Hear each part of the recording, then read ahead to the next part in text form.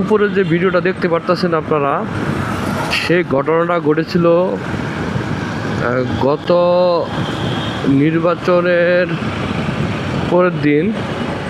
তো এটা ঘটেছিল জামালপুর শহরে রানাগাছা ইউনিয়নের পাশে, কিন্তু ঘটনাটা সত্য। আমি নেক্সট পার্ট দিতে পারিনি, কারণ হলো যাকে মেরে আসছে তাদের পরিবার ওই সিএনজিটাকে আটকাইছিল ওইখানে।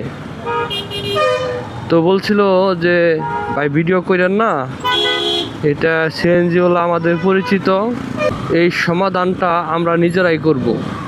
তো ওই সময় আমি চিন্তা করলাম যে একটা মানুষ যেহেতু বলতেছে, তা আমি এই ভিডিওটা না করি।